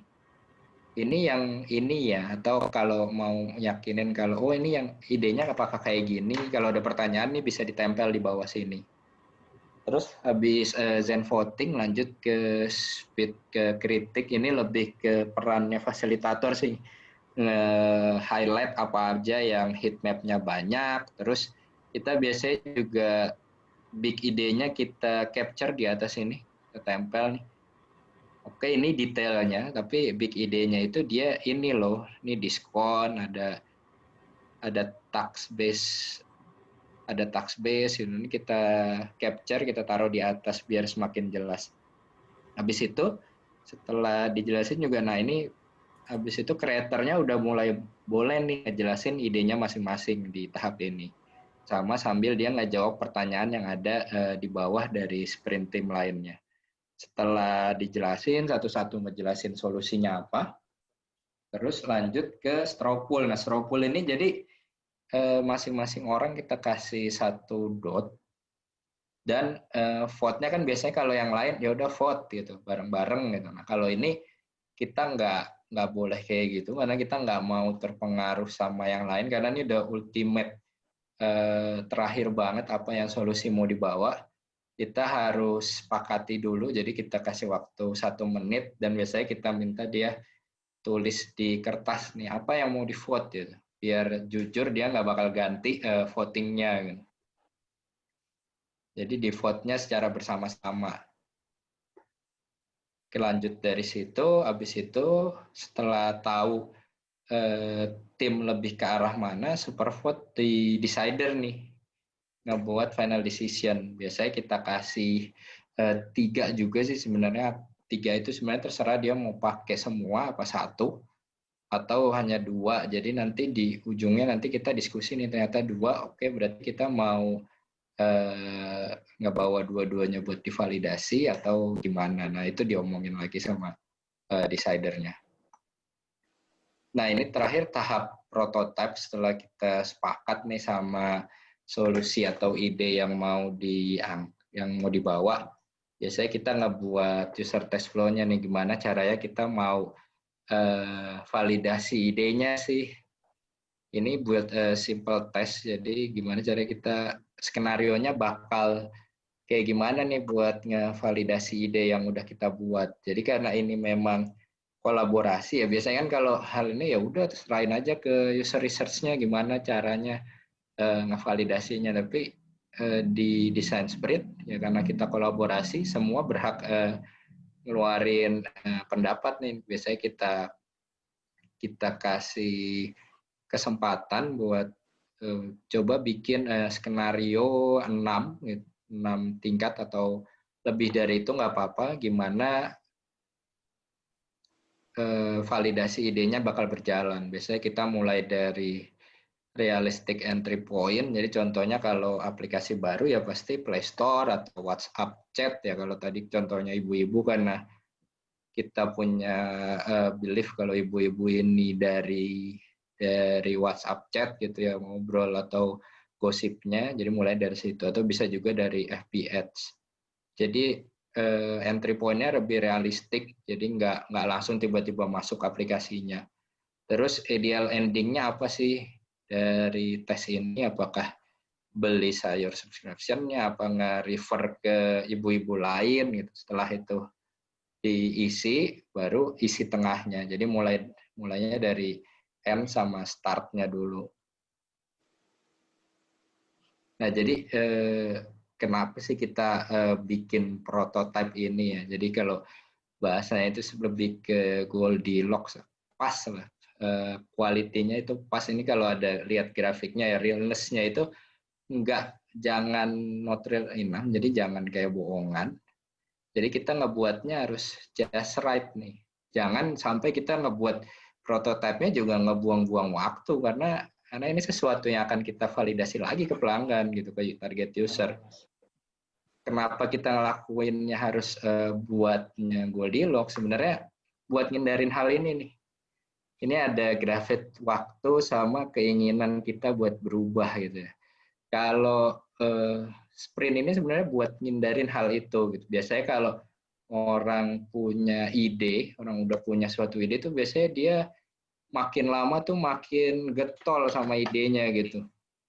Ini contoh ya waktu ya, di awal pelanggan kita nggak dapet nih maksud kita, oke kita rubah lah gitu. Tapi kalau ngetesnya di ujung, kalau tadi pelanggannya yang disalahin, wah pelanggannya bego nih, nggak ngerti nih gitu sama ininya. Jadi bukan keinginan kita buat ngerubahnya, buat ngeiterasinya jadi hilang gitu. Esensi sprintnya itu sendiri jadi hilang kalau kita nyari perfect untuk ngebuat prototipenya, atau kita sampai ngebuat prototipenya sampai berhari-hari dengan lama gitu. Karena ketika kita tes dan nggak sesuai, yang disalahin udah bukan kitanya lagi gitu. Yang disalahin malah usernya nggak ngerti itu maksudnya. Kita cari user lain lah yang ngerti, ujung-ujungnya kayak gitu. Itu yang mau kita hindari. Makanya sarannya adalah kita ngebuatnya ya Goldilocks, pas lah. Lanjut, habis itu kita usability testing. Aku nggak bahas detail usability testingnya, tapi lebih kenapa sih kita harus ngelakuin validasi ini. Kalau dia tahu buku Harry Potter ya, Harry Potter yang awal-awal dia itu di reject 8 kali ya. Kalau ada yang udah baca buku sprintnya juga, ini ada di buku itu. Jadi Harry Potter itu di reject 8 kali sama penerbit sebelum. Alasannya kenapa? Jadi ceritanya ada penerbit yang diserahin buku Harry Potter kopi ya, dia kan kayak transkrip gitu ya kalau novel ya. Terus akhirnya nggak dia baca tuh, udahlah ini udah ditolak 8 kali sama penerbit lain, palingan gue juga nggak mau nerbitin gitu. Akhirnya dia bawa tuh skripnya ke rumah. Bawa ke rumah itu juga nggak dia baca, dia taruh di meja, terus dia biarin tuh anaknya dibiarin di meja, terus akhirnya anaknya ngebaca si buku Harry Potter-nya gitu. Setelah anaknya baca, anaknya langsung nyamperin bapaknya ini, bilang, wah ini buku bagus banget, ini buku apa gitu. Dia cerita terus, akhirnya seminggu, sebulan itu anak itu inilah semangat buat nyeritain bukunya. Akhirnya dengan intuisi si penerbitnya itu, ini kok anak gue suka ya, udah deh gue coba nerbitin 500 eksemplar buku ini gitu. Akhirnya ya buku itu ternyata laku banget di pasaran. Karena apa? Karena kalau novel itu yang ngevalidasi bukan target usernya, tapi lebih ke penerbitnya, di mana yang sebenarnya dia bukan yang membaca buku tersebut. Jadi penting banget kita buat ngevalidasi ke target user karena hal tersebut. Nah kalau ini juga teman-teman udah pada tahu ya, kalau 5 itu ya magic numbers lah kalau dari Nielsen Norman Group ya, karena dia udah ngelakuin beberapa kali penelitian banyak. Kalau dia nemuin kalau 85% usability problem itu dari 5 aja itu udah ketemu dari 5 partisipan. Jadi kita cuma butuh 5 targeted user agar hal ini nggak terjadi gitu, hal tadi seperti buku Harry Potter gitu. Ini usability testingnya, ini aku ini aja secara general aja. Jadi ada 3 fase, ada rekrutmen. Rekrutmen ini biasanya ketika kita udah tahu target usernya, itu biasanya kita udah mulai rekrut di akhir sprint itu kapan kita jadwalin interviewnya itu udah mulai kita rekrut. Terus kita di hari yang setelah, jadi kita bagi tugas, biasanya ada yang bikin guideline-nya, ada yang ngebuat prototipe-nya, guideline terkait skripnya. Terus di yang terakhir kita conduct. Kalau terkait usability testing sendiri, ini aku 5X interview ini yang dari Google nih udah bagus banget sih, step by step buat usability testing. Dulu aku juga awal-awal sebelum jadi user research dari produk juga dengan tahapan banget, Mas, ya? Iya, sering banget ngelakuin ini kalau sudah di produk kemarin ya. Iya. Walaupun dengan tahapan 5 itu tuh udah bagus banget nih. Ada videonya, teman-teman nyari 5X interview itu di YouTube juga bisa ketemu pasti langsung. Ada dari senior researcher Google yang ngelakuinnya. Nah, terus terakhir ini next step untuk waktunya buat iterasi. Jadi kita dari user feedback-nya itu biasanya kita pisahin tuh positifnya apa, negatifnya apa, terus kita cari pattern-nya, terus kita sepakati nih next step-nya mau gimana. Biasanya kalau ada beberapa hal yang nggak kejawab atau mau lebih fokus lagi, kita tulis lagi nih sprint question lagi, terus kita lightning demo lagi kalau memang butuh.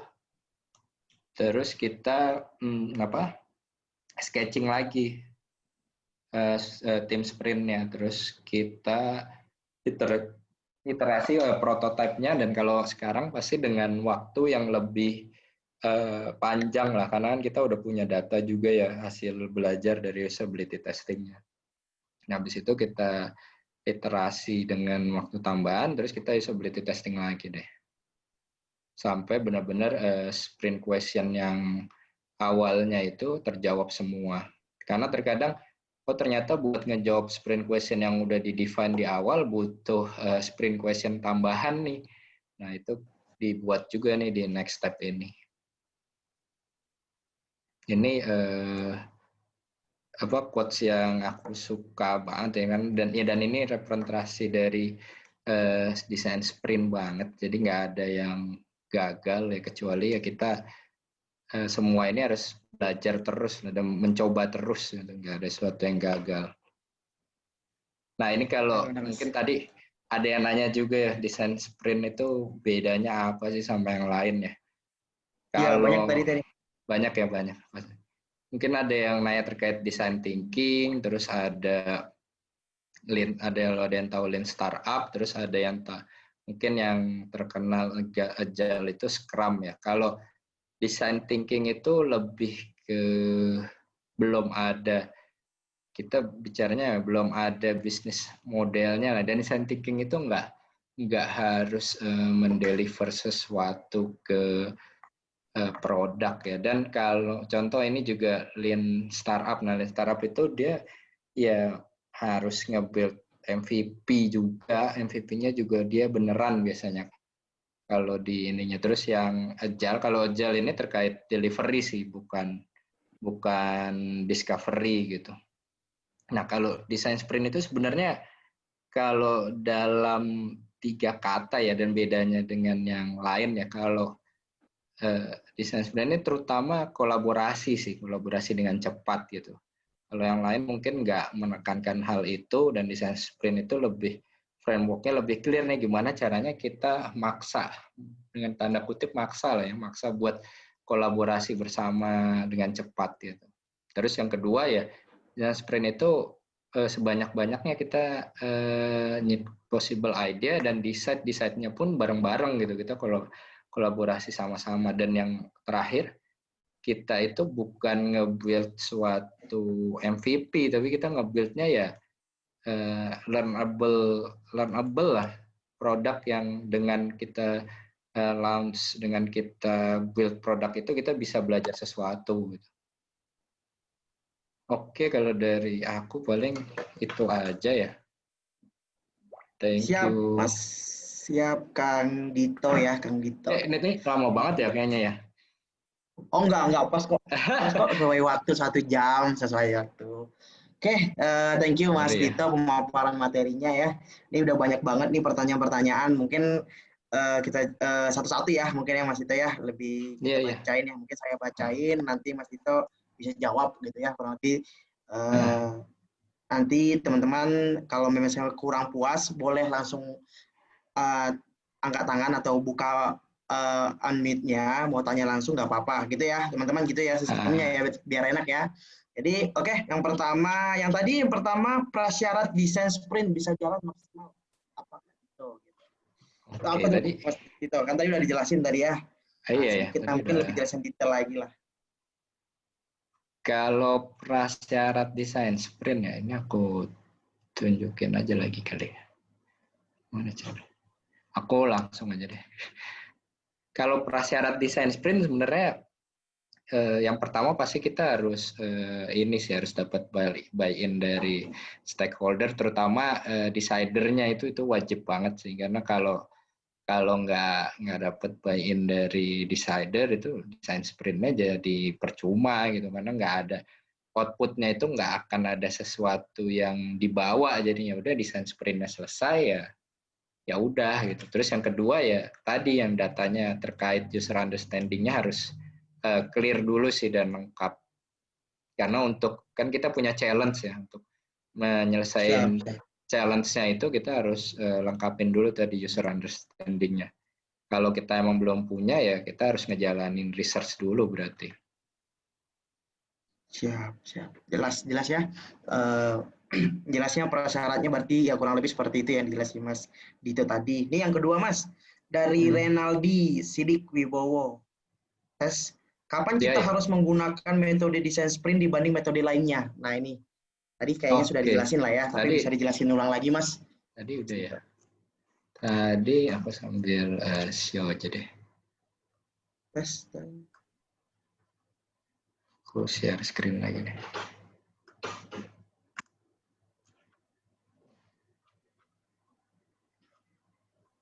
Tadi kapan harus menggunakan sprint ya? Halo?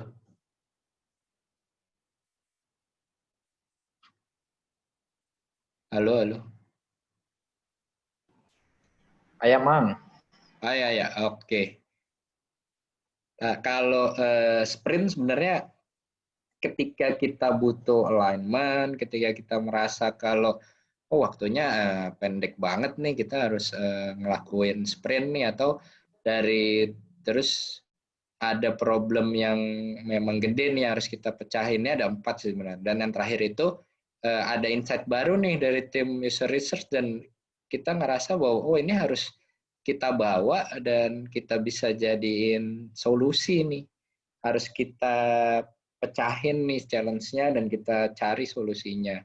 Itu sih. Tapi kalau misalkan kita udah tahu nih sebenarnya solusinya mau ngapain gitu ya. Sebenarnya ada juga beberapa kayak decidernya udah ada nih prototipenya, udah tahu solusinya mau ngapain, tapi minta udah desain sprint aja gitu. Sebenarnya bagus juga desain sprint ketika dilakukan seperti itu, karena lebih nyiptain alignment-nya sih, alignment antara kalau kita satu divisi dengan divisi lainnya gitu. Jadi tahulah visi dari decidernya mau ke sini, dan juga decidernya nih jadi dapat point of view baru nih dari divisi-divisi lainnya terkait visionnya yang mau dicapai gitu. Jadi nggak satu arah seperti yang tadi waterfall itulah ya. Kalau satu arah ini kan biasanya dari tim bisnis ngasih requirement, terus baru startnya mulai di sini nih kalau input-inputnya gitu. Bagus juga kalau di tahap awal-awal udah ada nih sebenarnya decidernya udah tahu nih, atau product owner-nya udah tahu mau bikin apa gitu ya. Nah itu bisa juga dipakai desain sprint-nya, tapi lebih ke ngelihat pandangan divisi lainnya atau sprint atau tim lainnya. Nah tapi biasanya juga biasanya kebuka lagi tuh, kita pernah ngelakuin sebenarnya udah tahu sih mau bikin apa, terus ketika selesai pas sprintnya jalan sebenarnya kayak wah ternyata banyak ini baru nih yang bisa dieksplor gitu karena kan waktu Home Virus, waktu Lightning Demo, waktu Crazy Eight itu benar-benar masing-masing orang kan nyeritain pandangannya sendiri ya terhadap challenge yang udah disepakati di awal, yang udah diflorin di awal. Itu sih. Siap. Thank you, Kanda Herdito. Sebentar. Oke, ini makin banyak yang bertanya ya. Makin seru ini pertanyaan-pertanyaan ya. Tadi mungkin saya tanya lagi ya. Saya bacain lagi pertanyaan-pertanyaan. Ini agak menarik nih, Mas ya. Agak menarik. Yang pertama, yang ketiga ya. Yang ketiga itu siap. Yang ketiga itu nih Mas, mungkin saya pilih-pilih ya, saking banyaknya mungkin dipilih-pilih ya. Yang ketiga yang mungkin butuh jawaban nih Mas. Ada, sebentar ya. Nih, Mas dari Boni ya, dari Boni PTSN.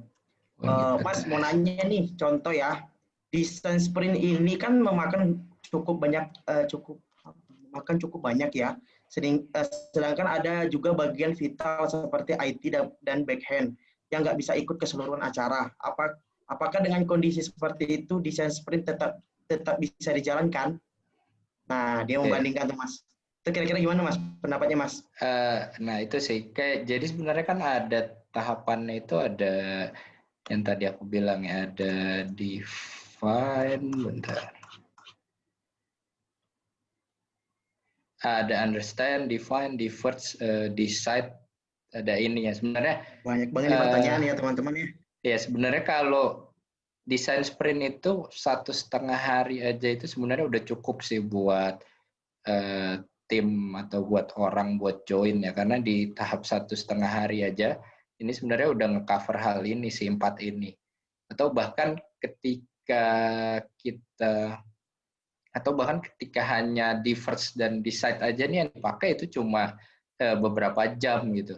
Tapi kalau online ini sebenarnya ada juga udah mulai banyak juga dilakuinnya itu mulai dipecah-pecah gitu. Jadi kayak oke, hari ini 3 jam dulu, besok 3 jam, besoknya lagi 3 jam. Sebenarnya bisa juga sih dilakuin seperti itu gitu.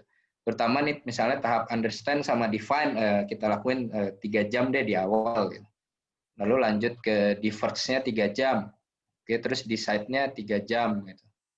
Jadi dipecah-pecah supaya semua tim bisa join.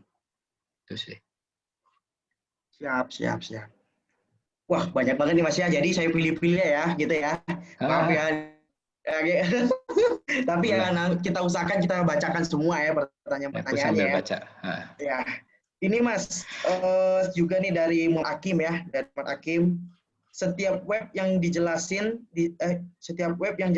desain sprint, jelasin proses desain sprint berbeda-beda, walau perbedaannya sedikit. Saya sebagai pemula agak dibuat kebingungan. Nah ini agak sulit. Ini Mas bantu kami ya, gitu kan ya, yang orang awam gitu kan ya, masih kebingungan nih, kan banyak beda-beda nih menurut ini gitu kan ya. Iya. Bagaimana cara saya menanggapinya? Nah, ini keren nih Muhammad Hakim nih. Oke. Sebenarnya gimana ya? Kalau beda-beda, sebenarnya secara garis besar itu sama sih semuanya. Kalau secara garis besar ya. Ya sprint itu tahapannya understand, define, diverge, decide, prototype, sama validation. Ini kalau nggak kayak gini ya berarti bukan desain sprint lah, bukan Google desain sprint lah gitu lah. Karena desain sprint itu misalnya kita ngelompatin Mas, kita misal ngelompatin langsung. Kalau ngelompatin gimana Mas? Saya ngelompatin apa ada tadi sih kita bisa langsung ke diverge gitu. Biasanya bisa langsung ke diverge. Kalau memang ya kita satu tim, kita udah biasa kolaborasi gitu, udah tahu, terus problemnya juga udah sama-sama tahu, visinya sama-sama tahu, journey-nya udah sama-sama tahu semua, tujuannya apa ya langsung diverge itu bisa gitu. Jadi lebih ke produce solusi sebanyak-banyaknya, kemungkinan solusi sebanyak-banyaknya gitu sih. Mungkin tadi bedanya biasanya lebih ke detail-detail kecil ya. Kayak tadi ini ada dot vote, ini enggak gitu.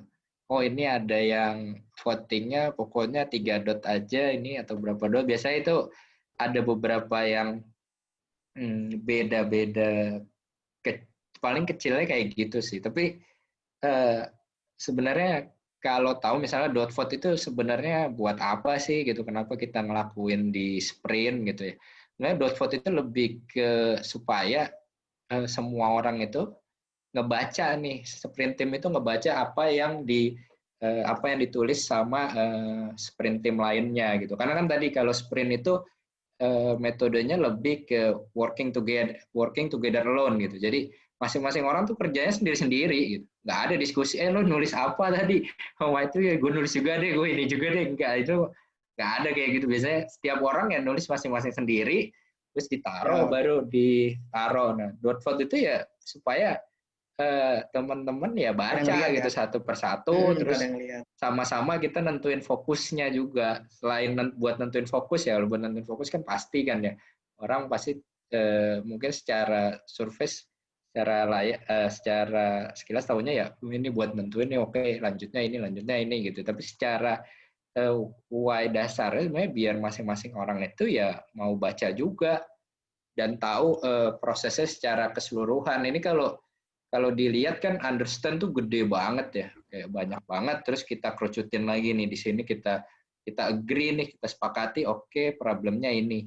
Dari satu problem, satu goals, terus beberapa sprint question itu kita diverse lagi nih, kita buat sebanyak-banyaknya tuh crazy 8, terus lightning demo, kita explore solusi-solusi yang mungkin apa, kita besarin lagi. Habis itu kita decide lagi. Nah, proses decide-nya itu biasanya pakai voting itu sih, supaya baca dan tahu sebenarnya sprint team ini arahnya lebih prefer yang mana gitu. Itu. Oke. Siap Mas. Thank you banget ya. Jelas ya teman-teman ya. Yang tadi udah nanya. Terus nanya nih dari Rifki Putra. Wah banyak banget Mas nih pertanyaan. Ya, seru ya berarti ya. Mau nanya Mas, untuk decider sendiri kriterianya apa saja? Apakah decider adalah product owner atau bebas aja? Nah itu Mas. Decider sebenarnya sesuatu, kalau di kita ya, kalau di Telkomsel, kalau di Google pasti, karena kan design sprint ini dibawanya dari GV ya, Google Venture ya. Kalau teman-teman tahu, Google Venture tuh kayak Google punya perusahaan yang invest. Nah itu dia terus keliling tuh satu-satu perusahaan buat gimana caranya perusahaan ini bisa berkembang. Dia samperin satu-satu. Nah kalau itu mereka levelnya udah CEO langsung. Nah kalau di Telkomsel sendiri biasanya kita levelnya GM atau VP sih. Jadi satu level atau 2 level di bawah direktur, biar nanti mereka bisa ngebawa itu ke atas gitu. Karena kan kalau direktur langsung nggak ikut kan nggak mungkin juga ya. Jadi tergantung maturity level perusahaannya juga sih. Kalau memang CEO-nya bisa, kalau startup itu CEO-nya bisa ikut ya why not gitu. Why not, benar. Kan contohnya kalau ada salah satu sprint story itu Slack ya. Slack itu dia CEO sama product owner-nya ikut. Nah, walaupun sewaktu desain sprint proses mereka itu agak clash lah karena beda pendapat gitu antara CEO sama product owner-nya gitu. Padahal product owner di bawah CEO ya, tapi dia merasa kalau ini ide gue paling benar, ide gue paling benar.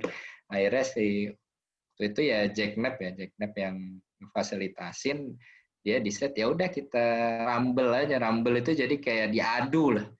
Kita diadu, tapi kalau diadu yang pasti extra effort ya. Jadi prototipenya harus 2, terus usability testingnya harus 2 kali. Nah itu udah extra effort sih kalau Rumble. Nah, akhirnya challenge-nya itu gimana caranya ngejelasin Slack ini ke pemula gitu, yang mana yang bisa lebih dimengerti sih. Akhirnya yang menangnya product owner ya udah gitu, CEO-nya ya terima. Oke, udah divalidasi ke pelanggan, yang menjawab sprint question-nya ternyata ide dari si product owner-nya gitu. Jadi instead of assumption atau gontok-gontokan gitu ya, langsung aja kita tanya ke target usernya. Gitu. Sering terjadi Mas ya? Sering terjadi ya? Ya itu desain sprint buat menghindari hal itu. Nah, sebenarnya untuk tujuannya menghindari hal itu Mas ya, kurang lebih seperti itu Mas ya. Oke, ini pertanyaan dari Rizky Dwi Mas. Ya, boleh. Saya bacain ya. Ada beberapa perusahaan nyantumin rekrutmen harus bisa desain sprint. Wah, ini perusahaan mana nih ya? Oke. Ada Oke. tes kedengaran ya? Bisa nggak kita gunain desain sprint di sebuah fake challenge gitu terus dibuat jadi portofolio? Nah, itu dia Mas. Jadi kan ada persyaratan nih bahwa desain sprint untuk suatu perusahaan. Nah, kira-kira Mas gimana nih Mas? Kalau Mas sendiri kan mungkin sudah buat portofolio ya dari desain sprint atau gimana? Mungkin bagi cerita. Kalau desain sprint itu mungkin banyak pertanyaan juga ya, desain sprint bisa sendiri nggak sih gitu ya. Tapi ya itu bukan menjawab esensi dari desain sprint itu sendiri sih. Desain sprint sendiri ya. Iya, jadi mungkin itu lebih ke design thinking, tapi tahap empathize-nya itu enggak. Sebenarnya desain sprint ini tahap empathy-nya itu enggak masuk lah. Lebih ke gimana caranya kita kolaborasi bareng-bareng dan produce ide sebanyak-banyaknya gitu. Kalau sendiri ya berarti kolaborasinya kita nggak dapet gitu, dan tahap understand-nya pun kita cuma dapat dari satu sisi kita juga gitu. Itu sih. Jadi lebih ditekanin desain sprint itu ya kolaborasi dengan cepatnya. Siap Mas Dito. Tes masih kedengaran ya suara saya? Kedengaran.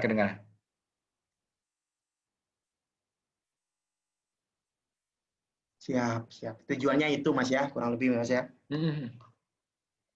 Kedengaran. Oke. Tes sudah ya. Terus. Nih Mas, ada pertanyaan nih dari Mirza. Di tengah pandemik gini, nah ini ya kondisi sekarang masih di tengah pandemik gini, gimana cara ngelakuin user research-nya? Yang mungkin saya tadi Mas ya, ada tahap-tahapan tadi itu Mas. Kalau sekarang gimana Mas?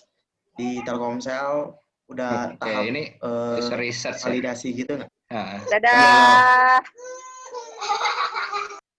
Oke, kalau user research kalau di Telkomsel sendiri terutama yang masuk tahapan desain sprint itu kan user research banyaknya di tahap validasi ya. Di understand itu terkadang juga bisa juga sih kayak ngundang user terus kita tanya gitu, tapi itu hasilnya pasti desain sprintnya bakal lebih panjang lah. Jadi better memang kalau tahap understand itu tahap user research-nya lebih dipisah. Jadi di Google Design Sprint-nya lebih ke alignment dan kita semuanya tahu satu visi, tahu masalahnya apa, terus kita decide masalah yang benar-benar harus diselesaikan. Nah, kalau kita ngomongin user research-nya divalidasi, biasanya sih kita ya mau nggak mau remote sih. Jadi ya pakai Zoom sama pakai Zoom sih. Pakai Zoom atau kita juga bisa pakai atau pakai biasanya ada Maze, ada Usability Hub, itu juga kita pakai sih. Karena sekarang banyak banget ya aplikasi-aplikasi yang website-website yang ngedukung remote usability testing itu udah banyak banget sih. Siap. Ini saking banyaknya ya Mas, saya pilih-pilih sebenarnya Mas ya pertanyaannya Mas ya. Ini mungkin kan karena waktu juga nih Mas ya, dia udah menunjukin pukul 21 berapa ya? Di sini kalau di Wita itu 21.45. Gimana Mas? Iya. Lanjut, boleh. Satu pertanyaan lagi nih Mas, yang agak berat sih. Ini agak berat nih pertanyaannya nih. Berat Dari Altius Orlandio. Kalau sebagai researcher, minimal insight seperti apa atau deliverable dari research-nya apa saja supaya desain sprint bisa dijalan dengan baik?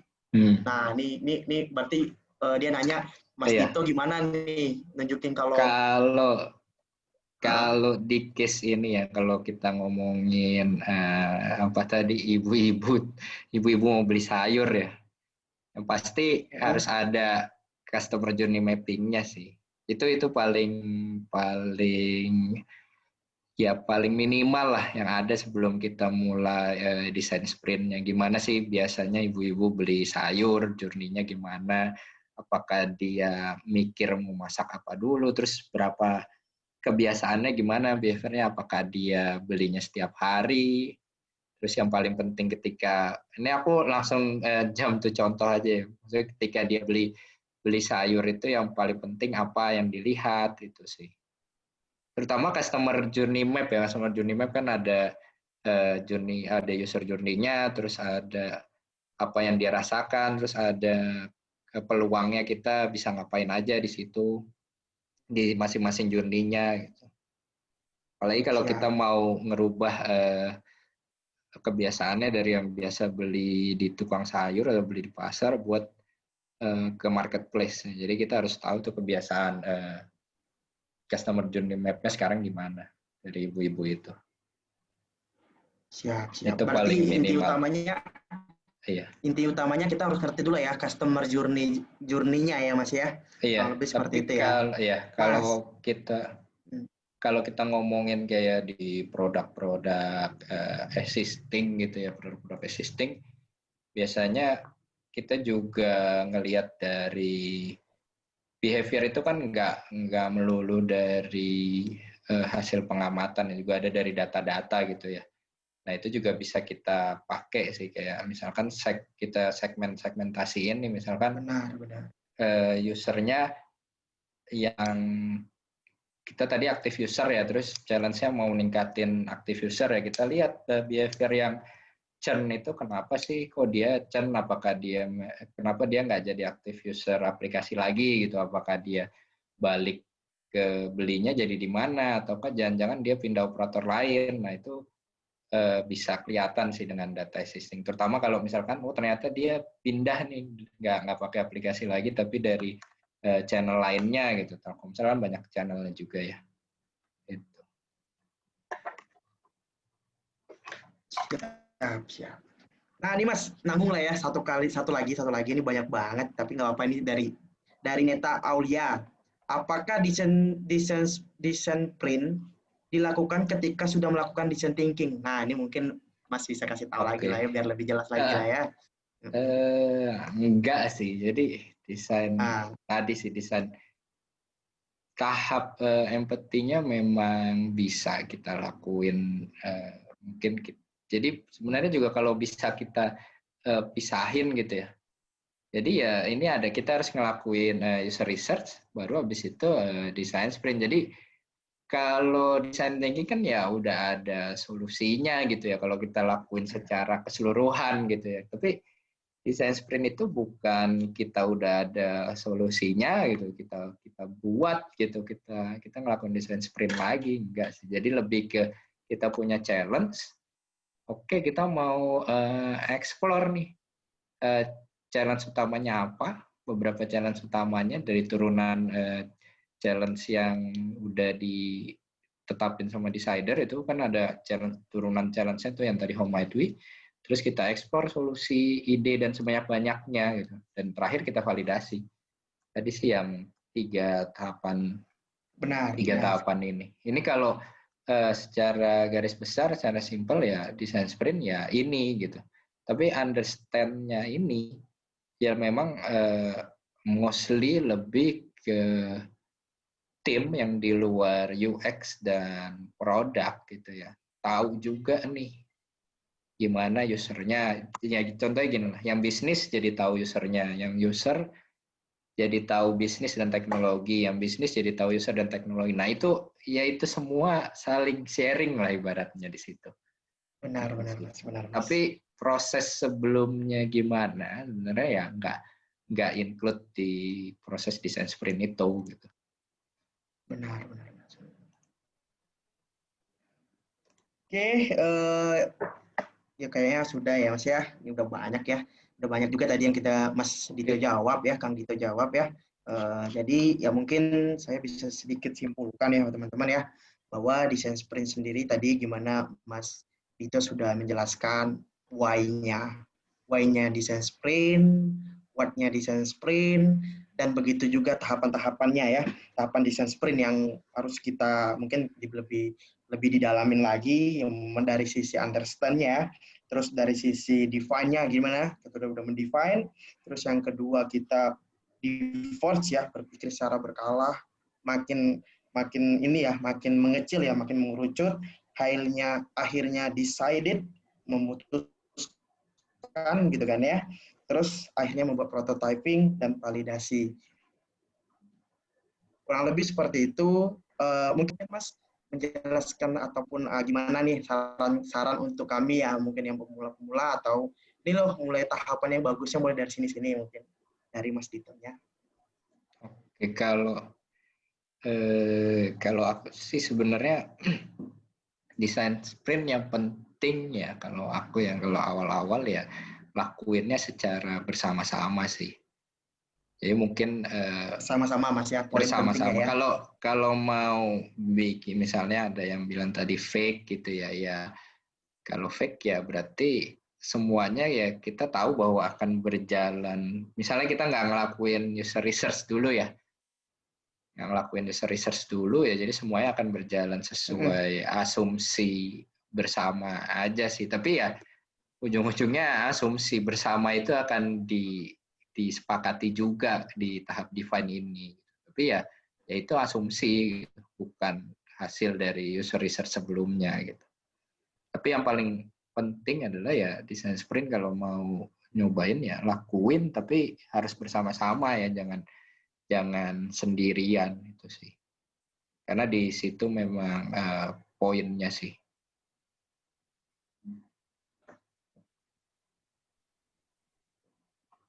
Kolaborasi dengan cepat.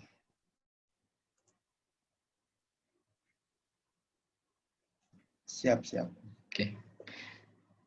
Kalau lanjut masuk? ya. Nah, masuk.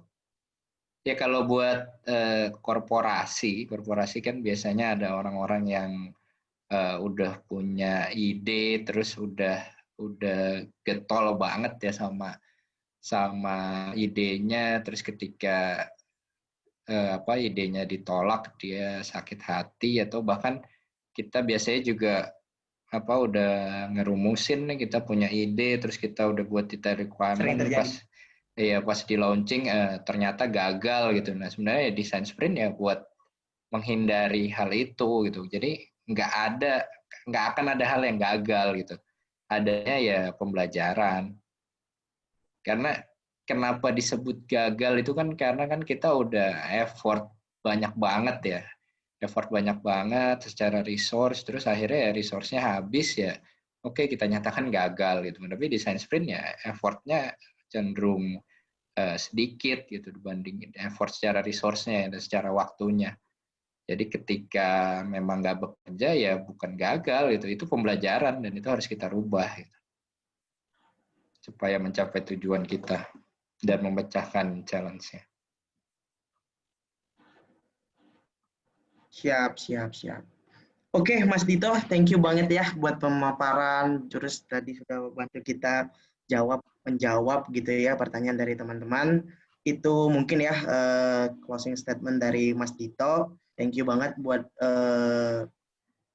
Mas Dito. Mungkin di acarita berikutnya ya, mungkin bisa Mas Dito mungkin sharing lagi dengan tema yang berbeda ya. Seperti itu.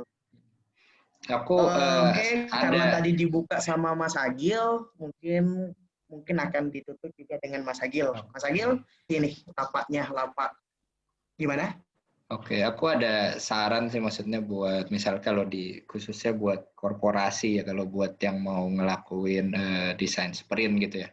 Jadi biasanya kita state bahwa ini adalah proses yang dilakuin sama startup loh gitu, terutama kita bisa nyebutin lah satu-satu, ada Facebook, ada Google, ada Slack gitu, ada Airbnb, mereka ngelakuin ini gitu. Biasanya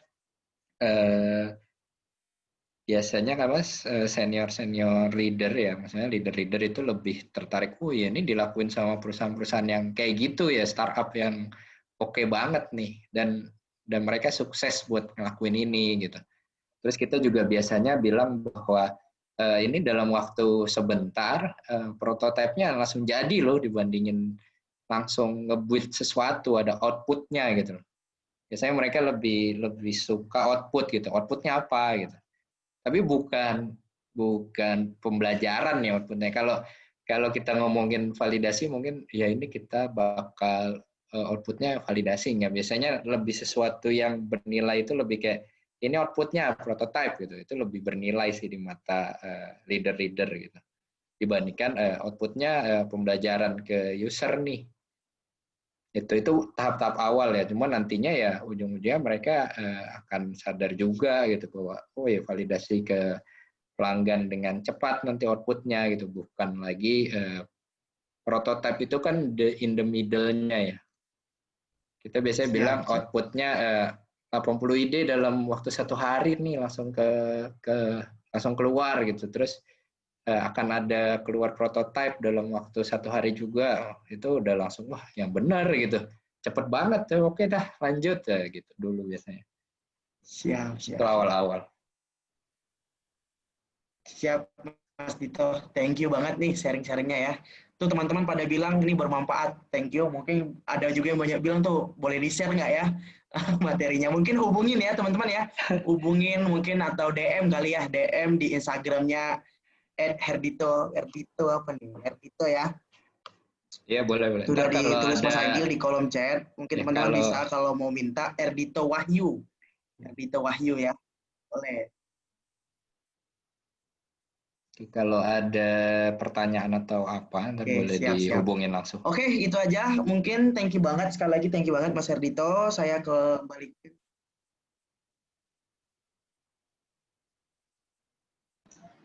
Bro. Ya, benar.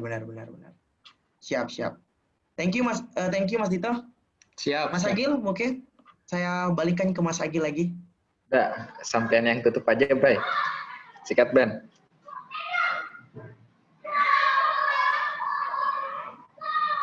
Halo? Silakan Mas Agil. Tes. Silakan, saya kembalikan ke Mas Agil. Oke, terima kasih atas kesempatan yang diberikan. Makasih banyak. Tadi dari pesertanya maksimum 100, sekarang tinggal bertahan 48 lagi nih. Gak apa-apa, terima kasih banyak atas waktu yang diberikan sama teman-teman semua. Alhamdulillah, selesai sudah acara kita pada malam ini.